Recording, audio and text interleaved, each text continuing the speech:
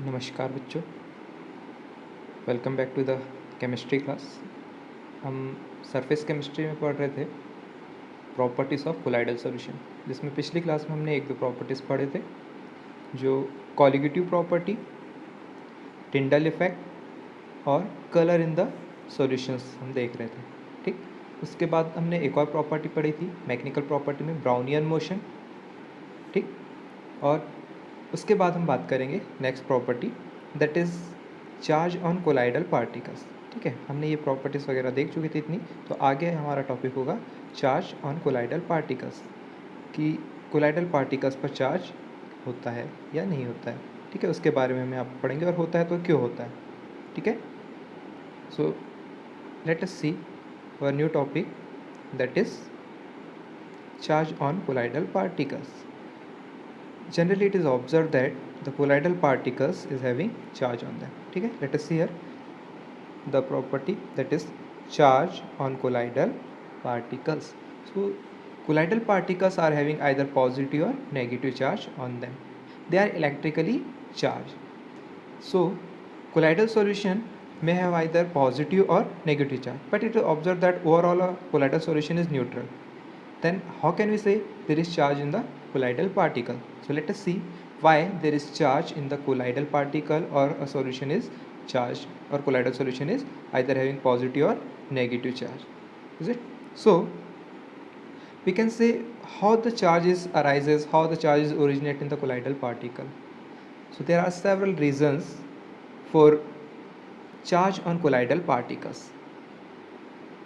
Let us see some reasons. So we can say here there are certain reasons. The one is due to friction between the particles of colloids and solvent or medium. Is it कि अगर किसी colloidal solutions में colloidal particle भी है और dispersion medium भी है, तो अगर उनके बीच में कोई फ्रिक्शन हो रहा है तो भी चार्जेस हो सकता है, तो चार्जेस वहाँ पर उत्पन्न हो सकते हैं.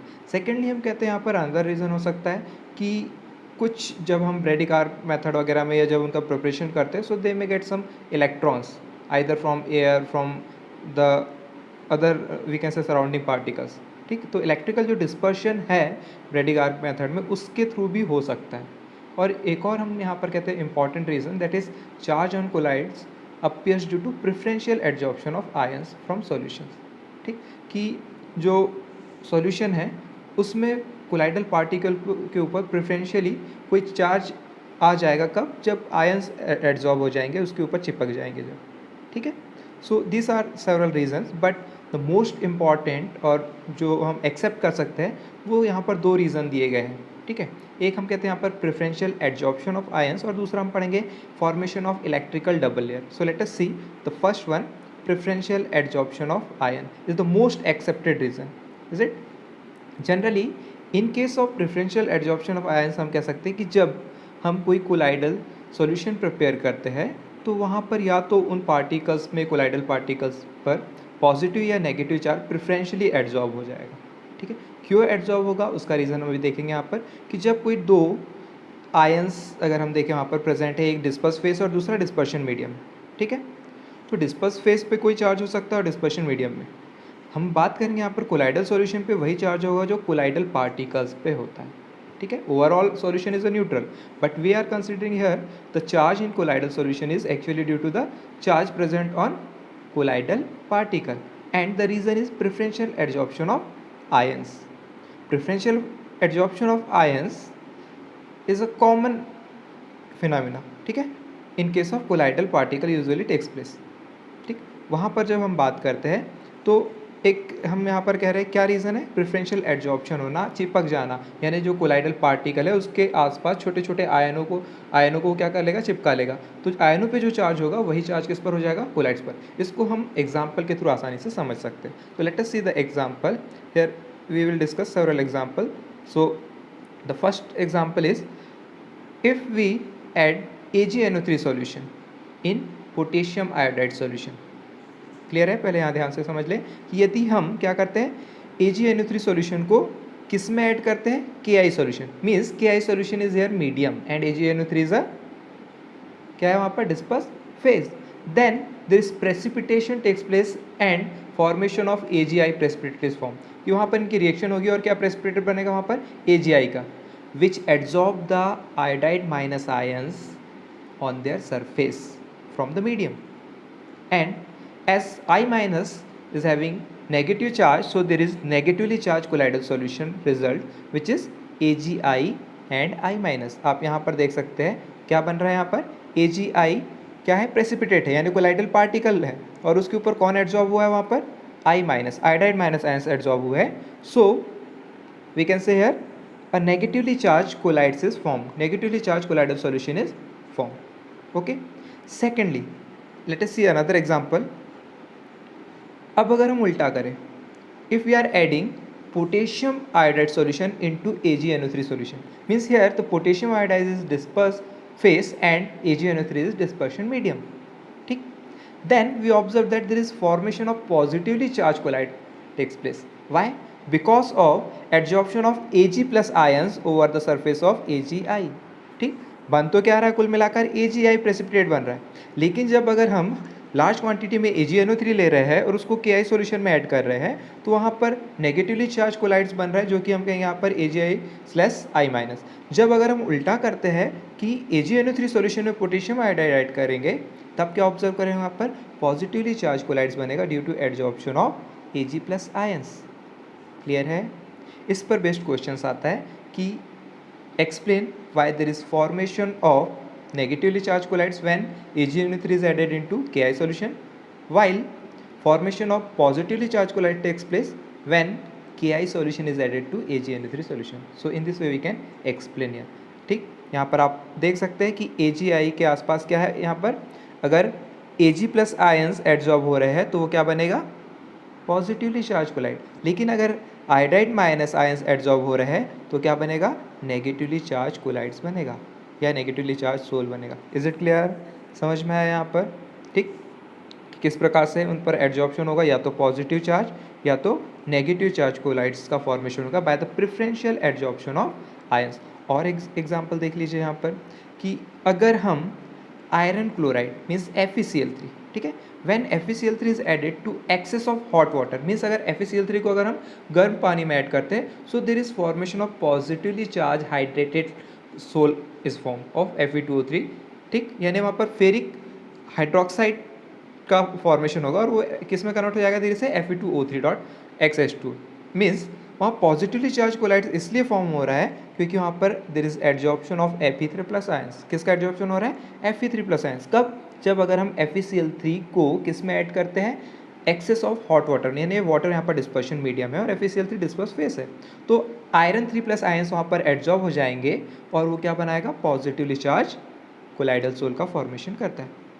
But when we are adding FeCl3 in NaOH, अब क्या करते हैं यहाँ पर वाटर ना लेकर क्या लेते हैं, यदि FeCl3 सॉल्यूशन को NaOH में अगर हम ऐड कराएं, then there is formation of negatively charge sol because of adsorption of OH minus ions, because NaOH give rise to OH minus ions, ठीक. तो क्या बोला है यहाँ पर कि जब अगर FeCl3 को हॉट वाटर में ऐड करते हैं तो पॉजिटिवली चार्ज कोलाइडल सॉल्यूशन बनेगा Fe3 प्लस आयंस के एडिशन के कारण या एड्जॉर्प्शन के कारण. दूसरा केस, यदि हम वही FeCl3 को क्या करते हैं, NaOH में ऐड करते हैं, NaOH में डिजोल्व करते हैं, देन वहाँ पर क्या बन रहा है, नेगेटिवली चार्ज सोल का फॉर्मेशन हो रहा है because of adsorption of OH minus ions. Is it clear. तो यहाँ पर इस प्रकार से हम समझ सकते हैं कि किसी भी कोलाइडल सॉल्यूशन पर, किसी भी कोलाइडल पार्टिकल पर कौन सा चार्ज होगा, पॉजिटिव या negative, that is depend on preferential adsorption of ions, either positive और negative charge. Accordingly the colloidal solution will have the charge on it. Clear है, इतना समझ में आया. इसी को आगे बढ़ाते हैं हमें कुछ टर्म्स यहाँ पर देखने को मिलेंगे, जीटा पोटेंशियल, या हम उसी को इलेक्ट्रोकाइनेटिक पोटेंशियल भी कहते हैं. So let us see what is zeta potential और इलेक्ट्रोकाइनेटिक पोटेंशियल. अभी हमने यहाँ पर देखा है कि एक कोलाइडल पार्टिकल है, उस पर कोई चार्ज नहीं था शुरू में, उसके ऊपर अगर हमने देखा कि कुछ आयंस आकर एड्जॉर्ब हो गए हैं तो उन पर या तो पॉजिटिव या तो नेगेटिव चार्ज हुआ है. क्लियर है. Overall solution is neutral. हम क्या बात करते हैं कि ओवरऑल कोलाइडल सॉल्यूशन न्यूट्रल, लेकिन अगर उस पर कोई चार्ज आकर डिपॉजिट हुआ तो न्यूट्रल नहीं हुआ. लेकिन उस चार्ज लेयर को न्यूट्रलाइज करने के लिए जो सॉल्वेंट है उसके अपोजिट चार्ज आयंस आकर उसमें क्या हो जाएंगे, उसके ऊपर घेरा बना लेंगे या उनको मतलब न्यूट्रलाइज करेंगे।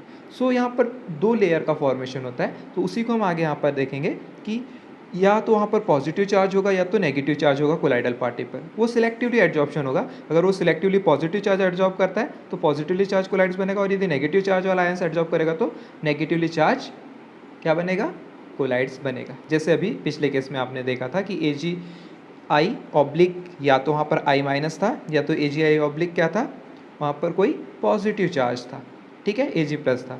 ऐसे ही यहाँ पर हम एग्जांपल के लिए कह रहे हैं कि अब AgI और ये K प्लस, ठीक है, यहाँ I माइनस को हटा दीजिए, ये I माइनस नहीं है, ठीक, K प्लस भर है, तो या तो पॉजिटिवली चार्ज बनेगा या तो नेगेटिवली चार्ज बनेगा। इतना क्लियर है।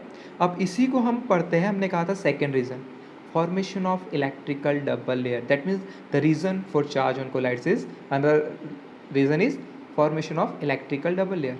So when there is combination of two layers of opposite charge around the colloidal particle, then it is called Helmholtz electrical double layer as it is given by Helmholtz. कि अभी आप नीचे figure देखेंगे उसमें clear हो जाएगा कि क्या कहा जा रहा है। यहाँ पर दो लेयर का फॉर्मेशन होता है। लेट अस सी है, तो फर्स्ट लेयर यहाँ पर आप देख पाएंगे कि ये एक कोलाइडल सॉल्यूशन में कोलाइडल पार्टिकल है, is it, this is rounded is a colloidal particle. यहाँ पर आप देख रहे हैं पॉजिटिवली चार्ज एक लेयर बनी हुई है, ठीक, there is formation of positively charge layer around the colloids, means it is a positively charge colloids. अब उसको न्यूट्रलाइज करने के लिए आप देख सकते हैं यहाँ पर, ये देखिए कुछ नेगेटिवली चार्ज आयंस वगैरह भी है उसके आसपास है। This negatively charge ions are adsorb around the positively charge ions. So there is formation of two layers. First layer is fixed, ठीक, पहली लेयर कैसी है, फिक्स्ड है, पॉजिटिव चार्ज वाली लेयर कैसी है, फिक्स्ड लेयर। दूसरी लेयर उसके आसपास आके डिफ्यूज हुई है, टेम्पररली वहाँ पर है, जो कि मोबाइल लेयर है, ठीक। तो we can say there are two layers is form. First is fixed layer we can say first layer is fixed which shows the charge on collide, while there is the another layer which is mobile and this layer is called diffuse layer। क्या कहा जाता है उसको, diffuse layer कहा जाता है। इतना clear है यहाँ पर। अब हम बात करते हैं कि जो चार्ज है, अपोजिटली चार्ज जो वहाँ पर लेयर्स है वो दो प्रकार की, एक फिक्स्ड लेयर और दूसरी कैसी है, diffuse layer. So there is formation of double layer which result into difference in potential between this layer. Clear है यहाँ पर कि दो वहाँ पर लेयर बनी है, एक पॉजिटिव चार्ज वाली बनी है और एक कैसी बनी है, नेगेटिव चार्ज वाली। जैसे हमने कहा यहाँ पर ये कोलाइड्स है और इसके आसपास यहाँ पर ये पॉजिटिवली चार्ज वाले क्या हो गए, आयंस हो गए, ठीक है। यहाँ पॉजिटिव चार्ज वाले आयंस है ये सारे, और हमने कहा यहाँ पर क्या पॉजिटिवली चार्ज वाले आयंस बने हैं, तो ये एक पॉजिटिव चार्ज वाली लेयर हो गई, ठीक। अब इसको न्यूट्रलाइज करने के लिए क्या हुआ, ये नेगेटिव चार्ज वाली लेयर इसके आसपास यहाँ पर है। तो ये जो दो लेयर है इसमें क्या देख पाएंगे आप, एक लेयर ये वाली होगी और दूसरी लेयर नेगेटिव चार्ज वाली। तो this is called electrical double layer formation. अब ये दो अलग अलग जो लेयर्स है इनके बीच में चार्ज डिफरेंसेस होने के कारण वहाँ पर पोटेंशियल डिफरेंस क्रिएट होगा, और उसी पोटेंशियल डिफरेंस को हम क्या कहते हैं, जीटा पोटेंशियल या electrokinetic potential. So let us see the definition of zeta potential और electrokinetic potential, is it. So let us see here what is electrokinetic potential. So we can say it is a potential difference। क्या कहा जा रहा है, this is the potential difference between the fixed layer and the diffuse layer of opposite charge is called electrokinetic potential, और क्या कहा है, zeta potential। is it clear, समझ में आया zeta potential क्या है। आगे चलते हैं हम कि दोनों लेयर एक साथ प्रेजेंट है वहाँ पर, और यही चार्जेस प्रेजेंट होना कोलाइडल सॉल्यूशंस में उसकी स्टेबिलिटी का रीज़न है। मीन्स द चार्ज लेयर और charges present on the colloidal particle is actually the reason for their stability. It provides the stability to colloidal solution. Why? Because same charges repel each other. When the same charge particles or colloidal particles come closer to one another, they will repel each other. Means उनमें mobility बनी रहेगी, और इसी कारण से वो coagulation नहीं होने देंगे, एग्रीगेशन नहीं होंगे, कोलिजिंग वगैरह जो है, ठीक है, कोलिजिंग वगैरह नहीं होगी, और वो स्टेबल रहेंगे। That means the dispersion medium और डिस्पर्स फेस जो है वहाँ पर, मीन्स कोलाइडल पार्टिकल और जो कोलाइडल मीडियम है वहाँ पर, मीन्स डिस्पर्शन मीडियम है, दोनों पे अपोजिट चार्ज होते हैं, इसलिए ओवरऑल क्या कहा जाएगा, overall the solution is neutral, is it, a colloidal solution is neutral. इतना समझ में आया, ये क्लियर है। सो ये था हमारा क्या, इलेक्ट्रिकल प्रॉपर्टी के बारे में। आगे और पढ़ेंगे हम electrical property. Late us see the another electrical property that is electrophoresis. इस पर भी आपको क्वेश्चंस वगैरह आते हैं कि what is electrophoresis, define electrophoresis 1 marks वगैरह में। ठीक, so let us see electrophoresis. Electro means हम कहते हैं यहाँ पर electric current and phoresis means moment. So let us see what is electrophoresis. Generally electrophoresis के केस में हम कहेंगे यहाँ पर this method is generally use to separate the colloidal particle, ठीक है, या उनको हम प्यूरिफाई करने के लिए या सेपरेट करने के लिए यूज़ करते हैं। So let us see electrophoresis. Generally the colloidal particles are electrically charge. We know that there is charge on the colloidal particle, या तो पॉजिटिव चार्ज होगा या तो नेगेटिव चार्ज कोलाइडल पार्टिकल्स पर होता है। The existence of charge on colloidal particle is inferred from observation that the colloidal particles move either towards cathode or anode when colloidal solution is placed in an electric field. As we know that there is charge on the colloidal particle. क्या कहा है हमने कि colloidal particles पर कोई ना कोई charge होगा, या तो पॉजिटिव या तो नेगेटिव। जब अगर उस colloidal solution को हम किसी ऐसे इलेक्ट्रोलिटिक सेल में या इलेक्ट्रोलिटिक चैम्बर में रखते हैं, यहाँ पर कैथोड और एनोड 2 इलेक्ट्रोड्स वगैरह है, तो जो चार्ज पार्टिकल्स है वो अपोजिटली चार्ज इलेक्ट्रोड की ओर मूव करेंगे। ठीक, in the passage of electric current, in the influence of electric current. जब इलेक्ट्रिक करंट या इलेक्ट्रिक फील्ड प्रोवाइड की जाएगी तो वो अपोजिटली चार्ज इलेक्ट्रोड की ओर मूव करेंगे, और यही क्या है एक्चुअल में इलेक्ट्रोफोरेसिस है।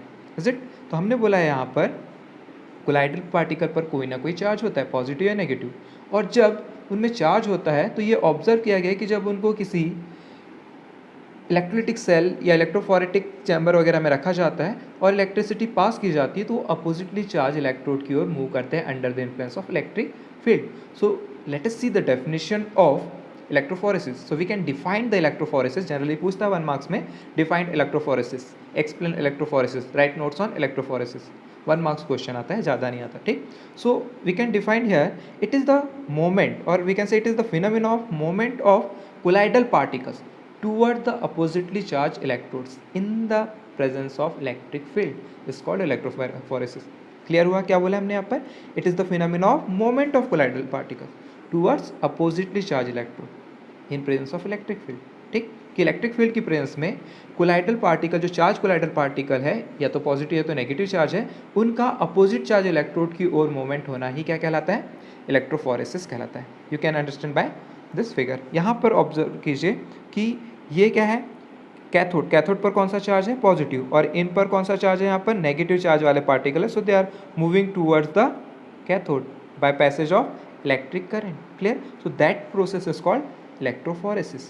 ठीक, ये क्या कहलाएगा? इलेक्ट्रोफोरेसिस कहलाएगा। और आप यहाँ पर ऑब्जर्व कर पाएंगे कि पहले यहाँ पर ये टोटली डिस्पर्स थे, टोटली स्टेबल थे, but when the electric current is passed so the colloidal solutions get separated, and यहाँ पर ये सारे क्या हो गए? आकर डिपोजिट हो गए, सेपरेट हो गए। ठीक, सो that process is called electrophoresis. Clear है? नेक्स्ट हम इसी का सब पार्ट देखते हैं, इलेक्ट्रोऑस्मोसिस। आपने इलेक्ट्रोऑस्मोसिस पढ़ा हुआ है, क्लियर है? इलेक्ट्रोऑस्मोसिस क्या है? इलेक्ट्रोऑस्मोसिस में आपने देखा हुआ है कि ऑस्मोसिस प्रोसेस आप ऑलरेडी पढ़ चुके हैं। ऑस्मोसिस मतलब movement of solvent particles through a semi permeable membrane. अगर हम यही प्रोसेस इलेक्ट्रिसिटी की प्रेजेंस में कराएं then that process will becomes electroosmosis. Clear है? ऑस्मोसिस को अगर हम क्या कराएं? इलेक्ट्रिक करंट की प्रेजेंस में कराएं तो उस प्रोसेस को क्या कहा जाएगा? इलेक्ट्रोऑस्मोसिस। तो हमने कहा इलेक्ट्रोफोरेसिस जो प्रोसेस है, ठीक है, उसमें पार्टिकल्स का मूवमेंट हो रहा, लेकिन अगर वो सूटेबल मीन्स के द्वारा कराया जाए तो क्या कहा जाएगा? केवल सॉल्वेंट मूव करेंगे। अब वहाँ पर सॉल्यूट पार्टिकल मूव नहीं करेंगे, कोलाइडल पार्टिकल मूव नहीं करेंगे, सॉल्वेंट का मूवमेंट हो जाएगा, then this process becomes electroosmosis. Clear है? ठीक, नेक्स्ट प्रॉपर्टी हम देखेंगे यहाँ पर some the another property of colloidal solution is coagulation और प्रेसिपिटेशन। अभी हमने बात की थी स्टेबिलिटी की, चार्जेस की, ठीक है। एक और प्रॉपर्टी यहाँ पर कोएगुलेशन या प्रेसिपिटेशन।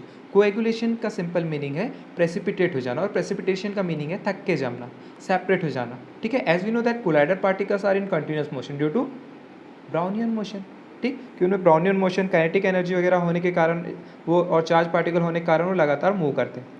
लेकिन अगर जैसे आप दूध वगैरह हम कहते हैं, दूध एक कोलाइडल सॉल्यूशन है, ठीक है, मिल्क कोलाइडल सॉल्यूशन है, लेकिन उसमें अगर हम कुछ थोड़ा सा खट्टा वगैरह डाल दें तो क्या हो जाता है? वो दही के रूप में प्रेसिपिटेट हो जाता है, दही के रूप में कोएगुलेट हो जाता है, ठीक। ब्लड का कोएगुलेशन होता है, जैसे ब्लड ब्लीडिंग वगैरह होती है और फिर वहाँ पर हम टिंचर वगैरह अप्लाई करते हैं तो ब्लड कोएगुलेट हो जाता है, थक्का जम जाता है। So that is called coagulation, ठीक। थक्का जमने क्या कहलाता है?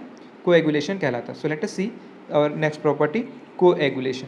सो the process of setting of colloidal particle is called coagulation of precipitation of colloidal sol. Clear है यहाँ पर? मतलब जो कोलाइडल पार्टिकल्स है उनका सेटल डाउन हो जाना, ठीक, उनका प्रेसिपिटेट हो जाना क्या कहलाता है? कोएगुलेशन या प्रेसिपिटेशन ऑफ कोलाइडल सॉल्यूशन कहते हैं.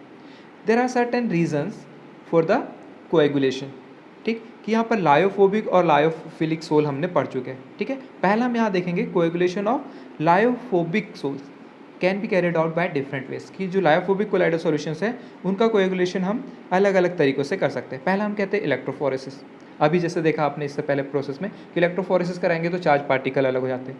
या फिर हम करें कि दो अपोजिटली चार्ज कोलाइडल सोल्स है उनको अगर मिक्स कर देंगे तो वो न्यूट्रलाइज कर देंगे एक दूसरे को और सेटल डाउन हो जाएंगे. या तो हम बॉयल कर सकते हैं, जैसे एग वगैरह है, एग वगैरह कोलाइडल सॉल्यूशन होता है अंदर, लेकिन हम उसको बॉयल करते हैं तो प्रेसिपिटेट हो जाता है.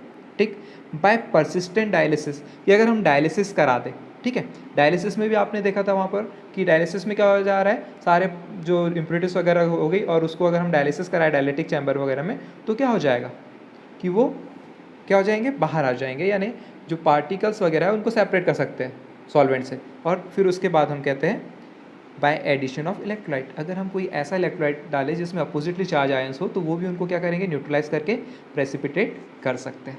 ठीक, now there is certain observation done by the Hardy and Schulze. तो उसी ने फिर एक रूल दिया प्रेसिपिटेशन को लेकर कि कैसे प्रेसिपिटेशन होगा, कौन सा जो इलेक्ट्रोलाइट है वो ज़्यादा आसानी से प्रेसिपिटेट कर सकता है कोलाइडल सॉल्यूशन को. So let us see the rule given by Hardy and Schulze, that is called Hardy Schulze rule.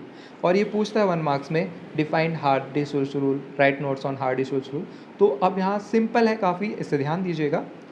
क्या कहा है कि जब हम कोई कोलाइडल सॉल्यूशन को प्रेसिपिटेट करना चाहते हैं तो उसमें क्या करते हैं, हम कोई ना कोई इलेक्ट्रोलाइट ऐड करते हैं. ठीक, जैसे दूध को दही बनाने के जनरली हम क्या करते हैं, उसमें थोड़ा सा जो टार्ट्रिक एसिड वगैरह है या नींबू वगैरह है वो ऐड कर देते हैं. ठीक, सो वो जो टार्ट्रिक एसिड है, नींबू वगैरह, वो एक प्रकार का इलेक्ट्रोलाइट का काम करता है. ठीक, so let us see the Hardy Schulze rule. और हार्डी शूल्स रूल क्या है एक्चुअल में, that is given to explain the coagulation और coagulation power of an electrolyte. ठीक है, तो यहाँ पर हम कहेंगे जितनी ज़्यादा वैलेंसी होती है किसी भी फ्लोकुलेटिंग आयंस की, यानी जो इलेक्ट्रोलाइट ऐड किया गया है, जैसे अगर हमने कहा NaCl ऐड किया तो उसमें Na प्लस और Cl माइनस आयन बनेंगे. यदि हमने AlCl3 ऐड किया है तो Al3 प्लस आयंस बनेगा और Cl3 माइनस आयंस बनेंगे. मतलब वहाँ आयंस बन रहे हैं अपोजिटली चार्ज वाले, तो जो कोलाइडल पार्टिकल पर चार्ज है उससे अपोजिट चार्ज वाला जो आयंस है उसको न्यूट्रलाइज कर देगा. ठीक, तो जितना ज़्यादा वैलेंसी होगी किस पर, इलेक्ट्रोलाइट पर, उसका कोएगुलेशन पावर उतना ही ज़्यादा होगा, उसका प्रेसिपिटेशन पावर उतना ही ज़्यादा होगा. और यही क्या कहलाता है, Hardy Schulze rule. That means greater the valency of flocculating ion means coagulating ions added in the colloidal solution, greater is its power to coagulate और टू प्रेसिपिटेट. क्लियर है यहाँ पर कि जितना ज़्यादा चार्ज होगा उन आयंस पर, यानी जितनी ज़्यादा वैलेंसीज होगी उन आयंस पर जो इलेक्ट्रोलाइट से मिले हैं, उतना ही ज़्यादा उसका कोएगुलेशन पावर होगा. और यही क्या कहलाता है, this is called Hardy Schulze rule. In the coagulation of negatively sol. ठीक, अगर हम बात करते हैं कि हमको नेगेटिवली चार्ज सोल को कोएगुलेट करना है तो हमको पॉजिटिवली चार्ज आयंस ऐड करना पड़ेगा. ठीक, और उसका कोएगुलेटिंग पावर यहाँ पर हम देख सकते हैं. लेट अस सी है, ये यहाँ पर देखिए, इसमें Al3 प्लस में 3 प्लस चार्ज है, मतलब वो 3 नेगेटिवली चार्ज आयंस को क्या कर सकता है, यानी कोलाइडल पार्टिकल्स को न्यूट्रलाइज कर सकता है. Ba2 प्लस पर 2 पॉजिटिव चार्ज है तो वो 2 कोलाइडल पार्टिकल को क्या कर सकता है, कोएगुलेट कर सकता है. इसी प्रकार से जितना ज़्यादा वैलेंसी होगी, जितना ज़्यादा आयनिक चार्ज होगा, उसका कोएगुलेशन पावर उतना ही होगा. इसी प्रकार से अगर हम कोई पॉजिटिवली चार्ज कोलाइडल सोल को क्या करना चाहते हैं, फ्लैकुलेट करना चाहते हैं, कोएगुलेट करना चाहते हैं, प्रेसिपिटेट करना चाहते हैं, तो उसमें जितना ज़्यादा नेगेटिवली चार्ज पार्टिकल्स होंगे या आयंस होंगे वो उतना आसानी से उसको प्रेसिपिटेट करेंगे. जैसे यहाँ पर FeCl6 4 माइनस आयंस पे क्या है, 4 नेगेटिव चार्ज, मतलब इसका कोएगुलेशन पावर ज़्यादा है. फॉस्फेट आयन पर 3 है तो और कम, सल्फेट पर 2 है, क्लोराइड पर 1 है. इसका मतलब क्या देख रहे हैं आप यहाँ पर कि जो कोएगुलेशन पावर है वो जितना ज़्यादा वैलेंसीज होगी उतना ज़्यादा होगा, और धीरे धीरे जैसे जैसे वैलेंसी कम होगी कोएगुलेशन पावर डिक्रीज होते आएगा. क्लियर है यहाँ पर. It means we can say that the phosphate ions greater और coagulating power then sulphate ions and then chloride ions. Clear है. तो वो पॉजिटिवली चार्ज वाले आयंस को क्या कर सकता है, उतना ही ज़्यादा उनको क्या करेगा, कोएगुलेट कर सकता है. ठीक, किसके कंपैरिजन में, क्लोराइड के कंपैरिजन में. क्लियर है. ठीक है, कि जैसे अगर उसको Fe3+ आयंस को कोएगुलेट करना है तो वो क्या करेगा, इसमें 3+ चार्ज है, इस पर 3+ चार्ज, एक को एक करेगा। लेकिन अगर क्लोराइड माइनस आयंस करना चाहेगा तो कितना लगेंगे, 3 क्लोराइड आयंस लगेंगे इसको न्यूट्रलाइज करने के लिए। क्लियर है, तो किसका पावर ज़्यादा है, फॉस्फेट का ज़्यादा है। समझ में आया, means simply the Hardy and Schulz rule can be defined as greater the valency of coagulating ions, greater is its power to cause precipitation or to cause coagulation. Is it clear? आप इसको आप देखिए यहाँ पर कि जिस प्रकार से ये कोलाइडल पार्टिकल है और उसके आसपास ये पॉजिटिवली चार्ज क्या है, उस पर चार्ज है, तो नेगेटिव चार्ज आयंस उसके आसपास क्या कर रहे हैं, उसको कोएगुलेट करने के लिए ऐड किए जाएंगे। इसी प्रकार से यहाँ पर देखिए फॉस्फेट के केस में भी हम ये 3 देख सकते हैं, है 3, तो इसमें क्या होगा, कोएगुलेशन करने के लिए कम आयंस है। ये देख रहे हैं आप यहाँ पर केवल थोड़े से ही नेगेटिव चार्ज आयंस, लेकिन इसको क्या देख रहे हैं यहाँ पर बहुत सारे नेगेटिव चार्ज आयंस की ज़रूरत है। क्लियर हुआ, ये समझ में आया, ठीक।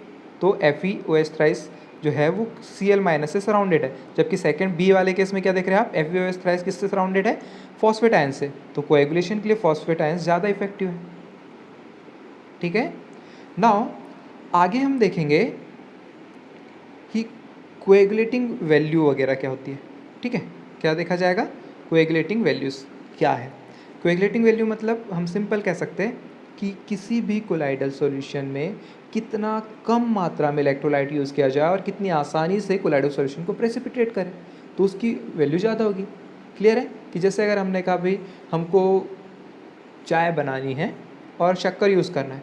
अब शक्कर अलग अलग प्रकार की, यदि हम 1 ग्राम ही शक्कर लें, ए टाइप का क्रिस्टल है, और उसको 1 ग्राम ही डालें और वो पूरे 1 लीटर जो चाय बना रहे हैं उसको क्या कर देगा, मीठा कर देगा, तो अच्छा है। और यदि हम दूसरी शक्कर ले रहे हैं जो हम वहाँ पर 10 ग्राम ऐड कर रहे हैं, फिर उतना ही मीठा हो रहा, तो ज़्यादा अच्छा किसका वैल्यू है, फर्स्ट वाले का। वैसे ही यहाँ पर हम कह रहे हैं कोएगुलेटिंग वैल्यू क्या है। कोएगुलेटिंग वैल्यू एक्चुअल में हम कहेंगे यहाँ पर कि जो इलेक्ट्रोलाइट ऐड किया जाता है उसका मिनिमम कॉन्सेंट्रेशन कितना रखा जाए कि वो कोएगुलेशन कर सके। ठीक, so the coagulation of colloid by an electrolyte takes place only when the electrolyte has certain minimum concentration. ठीक, अब let us see the definition of flocculation value और कोएगुलेटिंग वैल्यू, ठीक है, of an electrolyte. So we can say the minimum concentration of electrolytes in millimoles. ठीक, ध्यान रखना है यहाँ पर एक एक वर्ड को, क्या बोला है, the minimum concentration of electrolytes in millivolts that is added to 1 liter of colloidal salt to bring about complete coagulation is called the flocculation value और coagulating value। समझ में आ रहा है क्या बोला है, the minimum concentration of electrolyte in millimoles that is added to 1 liter of colloidal sol to bring about its coagulation. मतलब हम 1 लीटर में कितनी कम से कम मात्रा ऐड करें मिलीमोल्स की किसी इलेक्ट्रोलाइट की कि उसका कंप्लीट कोएगुलेशन हो जाए, वही उसकी क्या कहलाती है, कोएगुलेटिंग वैल्यू कहलाती है। अकॉर्डिंग टू हार्डी-शुल्स रूल्स हम कह सकते हैं यहाँ पर कि जो कोएगुलेशन है किसी इलेक्ट्रोलाइट का वो 2 फैक्टर्स पर डिपेंड करता है।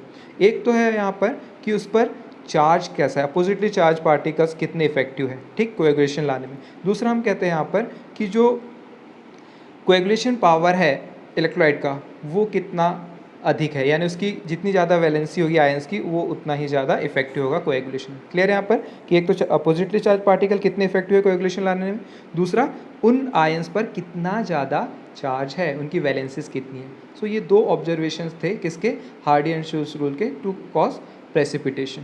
क्लियर है, इतना समझ में आया, ठीक। देन नेक्स्ट हम देखते हैं कोएगुलेशन ऑफ लायोफिलिक सोल। अभी हम कोएगुलेशन पढ़ रहे हैं, तो अभी हमने इससे पहले देखा था लायोफोबिक की बात कर रहे थे। लायोफिलिक सोल के केसेस में हम कहते हैं lyophilic sol are more stable, ठीक, उनका कोएगुलेशन उतना आसान नहीं होता है। So there are 2 factors which are responsible for the stability of lyophilic sol. Lyophilic sol की स्टेबिलिटी होती है और उसमें 2 फैक्टर्स हैं जो उनकी स्टेबिलिटी को क्या कर रहे हैं, शो करते हैं या रिस्पॉन्सिबल है। पहला हम कहते हैं कि charge on the colloidal particles and the solvation of colloidal particle. Charge तो आप जानते हैं, सॉल्वेशन का मतलब है कि कोलाइडल पार्टिकल्स अपने कोलाइडल मीडियम के साथ कितनी आसानी से इंटरेक्ट है, यानी सॉल्वेंट के साथ कितनी आसानी से इंटरेक्ट, जितना ज़्यादा इंटरेक्शन होगा उनका सॉल्वेशन उतना अधिक होगा। क्लियर है, क्या बोला हमने, 2 फैक्टर्स रिस्पॉन्सिबल है for the stability of lyophilic soul. पहला हमने बोला है charge on the colloidal particle, दूसरा बोला है सॉल्वेशन। सॉल्वेशन का मतलब हम कहेंगे यहाँ पर interaction of colloidal particle with the dispersion medium. जितना अच्छा इंटरेक्शन होगा, जितना अच्छा उसके साथ में बॉन्डिंग होगी, उसका सॉल्यूशन उतना अच्छा होगा और उतना ही ज़्यादा स्टेबल होगा, सॉल्यूशन उतनी ही ज़्यादा स्टेबिलिटी शो करेगा। ठीक, तो यहाँ पर हम कहते हैं कि to remove this factor when we remove this two factors lyophilic solution और सोल कैन बी कोएगुलेट। अगर ये दोनों फैक्टर को हटा देंगे तो कोएगुलेशन आसानी से हो जाएगा। और उसके लिए हम यहाँ पर दो चीज़ें कर सकते हैं, एक तो इलेक्ट्रोलाइट को ऐड कर सकते हैं या तो दूसरा कोई सूटेबल सॉल्वेंट ऐड कर सकते हैं। क्लियर है? यहाँ पर क्या कर सकते हैं, यहाँ पर दो चीज़ें हम कर सकते हैं for coagulation of lyophilic sol, that is first one by adding an electrolyte और by adding a suitable solvent. ठीक, क्लियर है? बात करते हैं कि ये तो हमको समझ में आया कि कोई भी प्रॉपर सॉल्वेंट या कोई भी इलेक्ट्रोलाइट ऐड करके हम कोएगुलेशन करते हैं। अब दूसरा टॉपिक आता है इसके बाद, अगर मान लो कोई ऐसा हमने इलेक्ट्रोलाइट ऐड कर दिया कि जो उसे प्रेसिपिटेट कर दे, लेकिन हम प्रेसिपिटेट नहीं करना चाहते थे, उसको स्टेबल ही बनाना चाहते हैं, या गलती से हमसे कोई इलेक्ट्रोलाइट ऐड हो गया है तो उसको बचाने के लिए किया जाए, या इलेक्ट्रोलाइट जो हम ऐड कर दिए हैं उसको रिमूव करने के लिए, उसके इफेक्ट को रिमूव करने के लिए क्या करें। ठीक है, या दूसरा बात हम करते हैं यहाँ पर कि अगर हमने कोई फ्रेशली प्रिपेयर्ड कोलाइड्स फॉर्म किया है ब्रैडिगार्क मेथड या केमिकल मेथड द्वारा, उसको हमको क्या बनाना है, कोलाइडल सॉल्यूशन बनाना है। तो मेटल सोल्स जो होते हैं वो आसानी से नहीं बनते हैं, तो उनके लिए को स्टेबल बनाने के लिए हम क्या करते हैं, उसमें कुछ ऐसे सब्सटेंस को ऐड करते हैं, कुछ ऐसे सॉल्वेंट को ऐड करते हैं, कुछ ऐसे इलेक्ट्रोलाइट को ऐड करते हैं जो हेल्प करते हैं स्टेबिलिटी में, प्रेसिपिटेशन में नहीं। प्रेसिपिटेशन रोकते हैं और क्या करते हैं, कोलाइडल पार्टिकल को प्रेसिपिटेट होने से रोकते हैं, प्रोटेक्ट करते हैं उन्हें, तो उनको हम कहते हैं protection of colloid. So let us see our next topic, protection of colloids. Generally we know that lyophilic colloidal solutions are more stable as compared with the lyophobic sols. Clear है? Lyophilic ज़्यादा stable होते हैं, lyophobic soul उतने stable नहीं होते। ठीक, क्योंकि lyophilic sol में interaction of lyophilic sol is more with the solvent. ठीक, लेकिन लायोफोबिक के केस में हम कहेंगे यहाँ पर जैसे हमने आयरन या गोल्ड वगैरह का सोल लिया और उसको वाटर में डिजोल्व किया तो सेटल डाउन हो जाएगा। ऐसे केसेस में क्या कहा जाएगा कि इनको स्टेबल करने के लिए, in case of lyophobic colloids, we need certain substances which protect them from their coagulation, from their settlement, कि वो नीचे जो बैठ जा रहा है, सेटल डाउन हो जा रहा है, कोएगुलेट हो जा रहा है, फेकुलेट हो जा रहा है, उनको प्रोटेक्ट करने के लिए हम कुछ ऐसे सब्सटेंसेस को ऐड करते हैं कि जो उसको स्टेबल बना दे। क्लियर है यहाँ पर? So when a lyophilic sol is added to a lyophobic sol, clear है यहाँ पर? लायोफिलिक तो स्टेबल है, लेकिन अगर हम कोई लायोफिलिक सोल को लायोफोबिक सोल में अगर ऐड कर दे, then lyophilic particles forms a protective layer around the lyophobic particles and thus protection of this colloidal particles takes place from electrolyte. This lyophilic colloids used as a protective colloids as they form protective layer around the lyophobic soul. Clear है? इसको यहाँ पर समझिए क्या बोला है कि अगर हमने कहा ये कोई कोलाइडल सॉल्यूशन है जो सेटल डाउन हो जाता है, ये लायोफोबिक है। कैसा है? लायोफोबिक। ठीक है, लायोफोबिक है। इसमें अगर हम क्या करें, कोई लायोफिलिक, कौन सा, लायोफिलिक अगर ऐड कर दे, ठीक है, तो क्या होगा यहाँ पर, ये लायोफोबिक कोलाइडल सोल है। ठीक है, तो लायोफिलिक जब ऐड किया तो वो क्या करेगा यहाँ पर कि एक प्रोटेक्टिव लेयर बना लेगा। ठीक, क्या बनाएगा यहाँ पर, एक प्रोटेक्टिव लेयर बना लेगा। देख रहे हैं यहाँ पर येलो कलर की एक प्रोटेक्टिव लेयर बना लिया उसके आसपास। तो यहाँ जो उसको कोएगुलेट करने के लिए, कोएगुलेशन करने के लिए हमने इलेक्ट्रोलाइट ऐड किया है, वो उसके साथ इंटरेक्ट ही नहीं कर पाएगा। सपोज इसके पास पॉजिटिव चार्ज है और यहाँ पर हमने क्या लिया हुआ है, कोई नेगेटिव चार्ज वाला यहाँ पर इलेक्ट्रोलाइट ऐड किया हुआ है। क्या किया है, नेगेटिव चार्ज वाला, तो इसके साथ में इंटरेक्शन नहीं कर पाएगा और उसका प्रोटेक्शन हो जाएगा, मतलब उसका सेटलमेंट नहीं होगा। क्लियर है?